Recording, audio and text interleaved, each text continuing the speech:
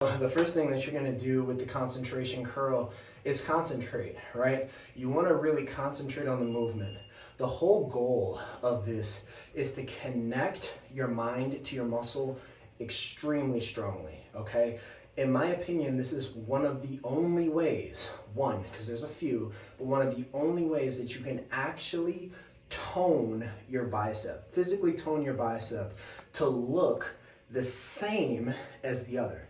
Now, I don't know if you don't know this, however, human beings are not symmetrical from right to left. So we have to really try hard in order for that relationship to change more in our favor, okay? To tip that scale to a balanced scale. So what we have to do is we have to do unilateral training. That's training one side of the body, and then connect the mind to muscle. The next thing that we have to understand is how we posture ourselves. So camera lady, please pan over here. What's happening is when I grab this weight, okay, I want to make sure that my elbow, the side of the arm that's working, is pinned to the upper inside of the leg. Upper inside of the leg. That implies that I'm not way down here, which you'll see a lot of dudes in the gym doing this. You literally want to be on the upper inside of the leg. Just enough to where your elbow cannot go across your leg. Hopefully that makes sense to you. Now, why do we do that? Because we want to make sure that we can keep our posture long. Can you see my spine in this video?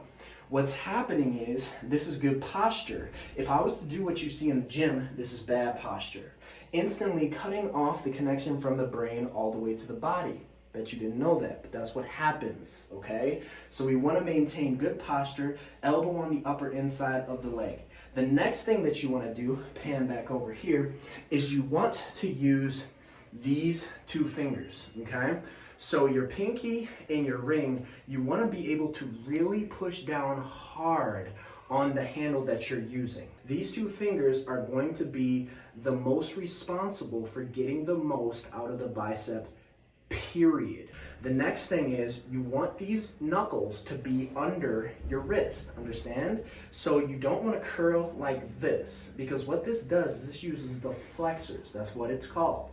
You don't want to use your forearm whatsoever. Why is that, Coach Jay? Because you're going to start using your forearm, my friend, and your shoulder. So if the forearm is working and the shoulder is working, what happens to the mind to muscle connection? It goes away into the shoulder and into the forearm. Hopefully that makes sense. This is not ABC 1, 2, 3. So what you want to do is make sure, again, this remains in this posture.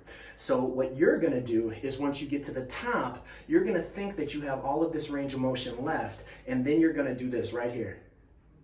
Right or wrong, okay? What you're doing is you're literally hitting the forearm and the shoulder, as I just said. So all you got to do is drop those knuckles visually under that wrist, and all you have now is bicep. The shoulder, it kind of shuts up if we what? Retract the shoulder, which is pan back over here. You'll see if I have my shoulder facing down versus facing back, look at the difference of my spine. So you want to stay shoulder back, keep the spine long, and keep the knuckles under the wrist. Now finally, I'm going to show you what this thing looks like. I'm just going to do 5 repetitions on both sides so you can see it.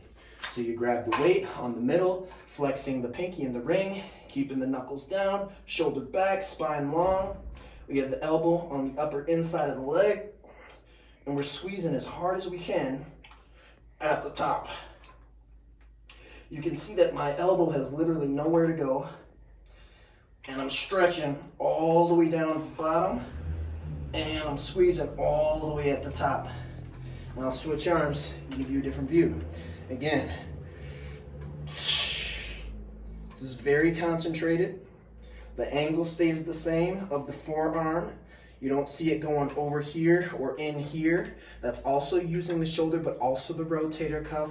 Pay attention, guys.